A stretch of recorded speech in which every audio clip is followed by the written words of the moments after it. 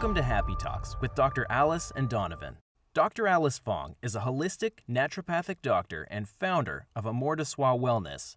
And Donovan Jensen is a software engineer and founder of HowToHappy.com. Together, they're out to cause more happiness in the world. Hey everyone, welcome to Happy Talks. My name is Dr. Alice and I have my amazing co-host Donovan here. And today I have a very special guest, Wendy Bjork, who has been dealing with multiple sclerosis since her teen years and has been dubbed the MS Warrior Queen. Please welcome Wendy. Thanks for joining us here today. Well, thank you for having me. I appreciate it. Yeah, it's a pleasure. Great. So you've been dealing with multiple sclerosis since you were a teenager. Do you want to tell us a little about your story and maybe explain to our viewers what multiple sclerosis is? Sure. And I guess a basic overview of MS or multiple sclerosis is it's when your myelin, which covers your nerve endings, is damaged or missing. So that what happens is then when your brain's trying to communicate with your extremities, for example, the communication signals are missed. So then it inhibits your walking or your movement or, a million different things can be possible. Plus it can affect your cognition, your brain fog. There's a lot of, symptoms that pop up like that. Plus there's fatigue related MS, symptoms that way.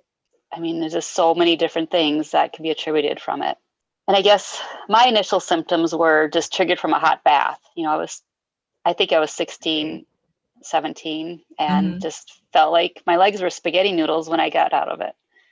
So this went on, for 5 years, just not knowing what was going on. And the doctor, the general practitioner didn't know, and I didn't go see a neurologist for quite a while after that. So it was just kind of like a waiting game. And I think that's pretty common with a lot of people. Just noticing in different groups I'm in, it's just such a wide range of symptoms, it's hard to label it. So I had a couple questions just to dig in a little bit more and maybe expand on some of those pieces. And you can correct me wherever I'm wrong, because this is your area of expertise, not mine. But it sounds like, there's kind of the myelin sheaths is what helps keep the electrical signals that go from the brain out to other places in check or working properly. You mentioned that MS has some sort of damage to those. Does that mean that it typically stays kind of like localized? Do people tend to get the same pattern of symptoms? Does it really depend? I guess I'm trying to understand a little bit more about how anyone might see that kind of play out. And I think it's different for everybody, which area of the body is affected the most. And it seems like maybe a snowball effect, once you have one area, if it's your left side affected, it's like it could be from your shoulder down to your ankles that's affected or anywhere in between. And I think just, things that trigger it, and then that depends on the severity of it. But yes, when the myelin sheath is damaged, that's what's causing all these miscommunications, and the myelin doesn't heal. That's the bad part. So once it's damaged, there's no rewinding, and fixing it. I'm curious, what have been some of the strategies you've utilized to be able to cope with such a challenging medical condition? I think what's helped the most is, besides my strong faith, just believing in healing. And my first boss, when I was done with college at my first job, and this is the early 90s, he was into personal development. That's way before it was cool. And I think that really gave me the tools to go forward and just be able to deal with it, even on the really hard days where you just don't feel like getting out of bed or leaving the house. So if we could go back to maybe a little bit more of your journey, I'd be curious, you said you kind of had some of these symptoms, they were showing up. It took a while to get diagnosed. Could you fill in some more of the gaps from, you got this diagnosis to where you are now? And it sounds like you probably have some better tools. You probably have some things to share with people. If we could fill in a couple of those steps, that'd be awesome. So when I was first diagnosed, I was 22. So it took 5 years of all these weird things happening. And then finally I had a bad relapse or attack. You know, it was actually when I was at work, it was like someone had their hand over my mouth, and I didn't know if I was having a stroke or what was happening. But that's what sent me to a neurologist. And I saw like 4 or 5 more before they pinpointed it. And, you know, that included an MRI, which was pretty new technology for diagnosing it. And I think just maybe my stance initially was just kind of ignore it and hope it goes away, which that didn't work, obviously. But, you know, I was in a spot where, you know, all my friends are going out and having fun, and I didn't want to be, you know, held back or sit at home because of this thing that I have now. And the other thing was just growing up, my grandma had horrible rheumatoid arthritis. So all I can remember was her being confined to a chair and just, you know, sitting there looking out the window all day long. And that was my other motivator, was I don't want to end up like that. You know, I want to live, I want to have a life. And I just, you know, always pushed myself, which may or may not be the best thing to do or best advice. But I think I've learned you just have to listen to your body and know when to take a break. You know when it's time to just take a chair if you have to. And just so many different variables, you know, are involved in healing, I think. And just having the positive mindset and knowing that you need to love yourself and keep giving yourself grace, because you can't change it. It's there, you know, it's going to be with you for your whole life, and it's just something you need to deal with on a daily basis. It's kind of like having another part-time job. Yeah. Kind of like what I'm hearing in all of that you're saying is that, you know, coming to terms and accepting this illness that sounds devastating and debilitating, and I would imagine, you know, I obviously couldn't really fully understand it, but I could imagine that it could pay a really challenging, difficult toll on you emotionally. So how did you cope with those, especially as a young, you know, teen to early 20s, and kind of being confused with all of that? Was there a mentor that you worked with? How did you kind of cope with those difficult emotions? I guess I just kept ramming through life. And if I could go back and talk to myself at that age, I would just say, you know, like I said, give yourself grace and just know that it'll be okay. You have this for life, but it doesn't need to have you. You know, while you're able to walk good, travel, do these things that seem like, you know, you would wait your lifetime to do, and then do it. You know, don't wait for anything, you know, just do it. Totally. Actually, that reminds me of something that it wasn't directly to me, but it was in an audience of like a leader coach person, and who had Parkinson's disease, and he was trembling like nonstop. He had no control over that. And he said something really profoundly impactful that it just still sticks with me today of, you know, my body has Parkinson's. I don't have Parkinson's. Yeah. Right. And here, Exactly. yeah, it's just like, yeah. So it's just kind of coming to terms with it, is that, yeah, it's a difficult diagnosis. It's a challenging life, but knowing that doesn't have to define who you are, I think can be helpful. Yeah. Right. Exactly. And I think, you know, I've been down the, you know, rough road. You know, there was times after I had my second baby, I could barely walk, and people look at me and ask if I had a broken back. It's like, no, I have MS. And that was my other thing, is I just always pretended I was fine, because it's so hard for people to ask for help, myself included. And, you know, just wearing this mask of, you know, I'm okay, I don't need help, but you're just dragging yourself around. And that was another thing I learned, is just, you can't just keep pretending you're fine. Yeah, that's obviously the circumstances are a little different. But one of the things that I've had to learn is in asking for help in other realms is there are a lot of situations where, because I used to not want to do it because I felt like I'd be a burden on people, or that they wouldn't understand, or something, right? There was some number of things that would prevent me from asking for help when I genuinely needed it.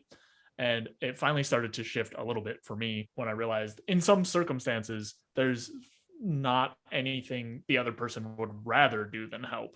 So probably the clearest example is like, loved ones, right? There were times where I had problems with depression. Again, I know it's a very super different thing, but I didn't want to ask for help because I didn't want to add a burden onto them, right? And trouble them with this extra thing I was dealing with. And that's the piece that finally clicked for me, is that for, certain people in my family or certain relationships that I had, there's nothing that would have made them happier than to actually be able to help in those instances. On that note, I would be kind of curious if there was some sort of inflection point, or what it was for you that allowed you to, shift more into being able to ask for help, because it sounds like maybe that wasn't always the case. No, and it's, maybe even up till like 3-4 years ago, that was the case. And I think my shift was, I was recommended a book called Unstoppable Influence by Natasha Hazlett. And then she has this group that I joined where she just really helps you peel back all these layers of why, you, for example, don't want to ask for help, and all the things that block you from doing these things. So being a part of that group, helped me so much. And then I just met so many other cool people in there. My friend Rachel, she's now channeling, and that just helped me open up and get rid of this mask, so that I can go forward and help other people deal with this illness and be the person that I would have loved to have had when I was, stumbling along. So on that note, maybe we can open up that conversation a little bit more. Let's say, and maybe you can help me fill out this hypothetical person, but let's say someone comes to you and they're just at the start of their journey. What are some of the pieces of advice or exercises, or I have no idea what, because I don't have any expertise, but what are some of the things that you would maybe say to someone? Well, it starts with teaching them how to just be able to look in the mirror and love themselves, because we are not, I think as a society, encouraged to do that. People think it's, you're self-centered, or it's woo-woo, but it's really important in conquering anything, I think, is just to be able to give yourself that space and grace of, like we said earlier, this is happening and I just need to ride this wave because it's my life now. So I think that's the first step. And because everybody starts at a different point, whether they're upset or angry or frustrated or depressed, or, I just meet them where they're at, and that's where we start from. Mm-hmm. Got it. I'd be curious in, for someone who has MS, like, what would you want people who don't have MS to know about your situation? I think because we're just so conditioned, somebody asks you how you are and you say, you're fine. That's like the automatic answer. And Right. if you know somebody that has it and they're dealing with it, you can just offer to do a grocery pickup for them. That's so nice now that the things we've gone through, that's just a everyday common occurrence. You just order your groceries and pick it up. That'd be huge. Or, if they have little kids, just take their kids out for an hour so that they can just have a break. Or just the littlest things that people don't even realize, are a huge relief. Definitely. I could see that. Yeah, just these small gestures and being able to have a break from the challenges, the additional challenges that you have, because you have to deal with regular life and the challenges of that, but to have a disease on top of that just exponentially expands that, is what I was attempting to say. Yes. I'd be curious, what about any myths people might have or misconceptions about multiple sclerosis? I think a lot of people assume you're going to end up in a wheelchair, or some people think you die early from it, which I think the science is still debating that, but I think you can fully live a long, healthy life. And by making healthy choices, that will definitely extend your life.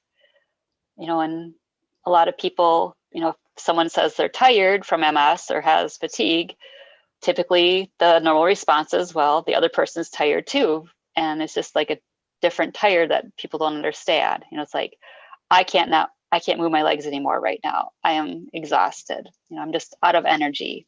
And it's almost like you have to meter your energy. And if the heat bothers you or the cold bothers you, you just have to recognize that and then meter yourself that way, instead of becoming exhausted and then not able to do anything else for the rest of the day. Mm-hmm. So just a lot of navigation. Yeah, it sounds like, and again, coming from my perspective, it sounds like there's a lot more intentionality needed around pretty much everything you do to make sure that you're positioning yourself in a way that you're able to, I guess, have the kind of day that you want, or just be able to kind of moderate your energy in ways that you can get the right things done or whatnot. And it sounds like that kind of really important intentionality is not something that everyone is going to be familiar with or deal with or ever deal with, especially not on a regular basis. So I think that helps open up some insight into some of the pieces that are a little bit different. Are there any other, myths or misconceptions or just wrong ideas that you see people generally have? A lot of people just, I think in general, want to fix somebody. So if you say you have something wrong, then they want to offer suggestions to help you, which I'm sure they mean well, but their aunts, brothers, cousin tried something and then you should try this. And you just have to acknowledge that they mean well and just know it's not anything personal. Maybe that's the biggest thing, is just don't take anything personally ever.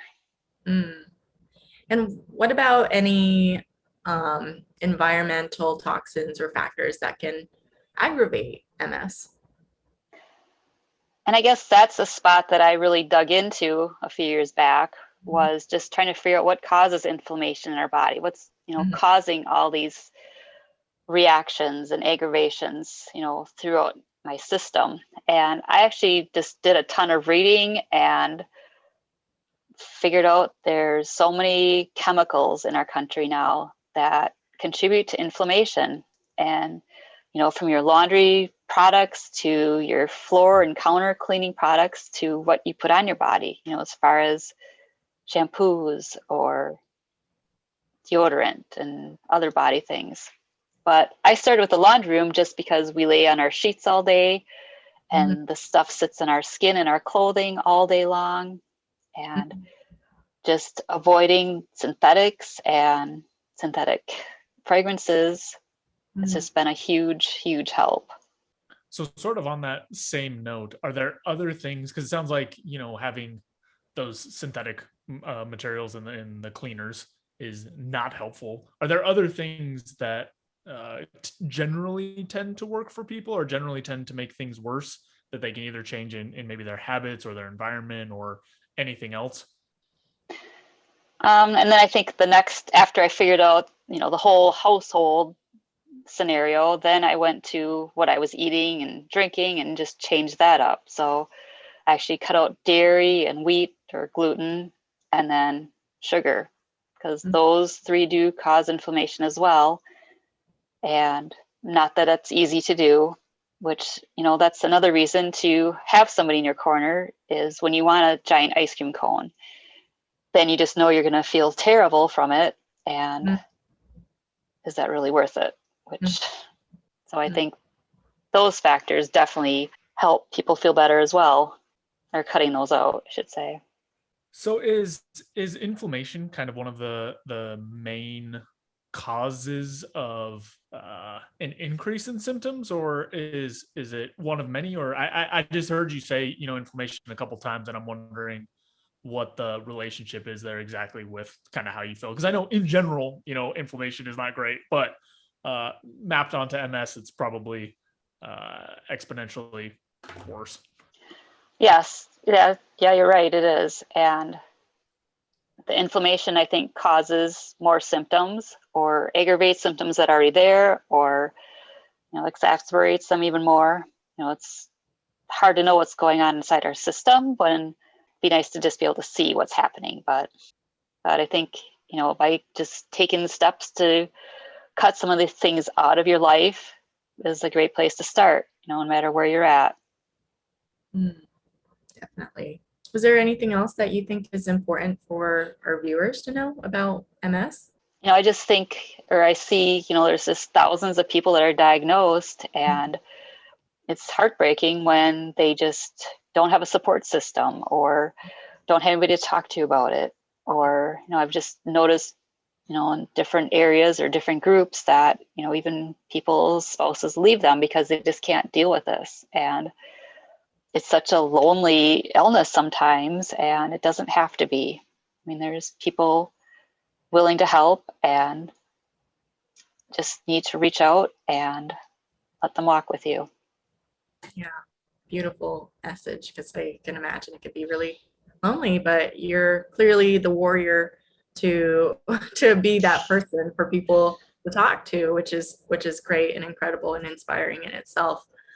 So that being said, is there anything you'd like to plug before we wrap up today? If people would like to reach out, my website to schedule a call is just my name. So it's wendybjork.com. And then my website is heartsofwellness.com.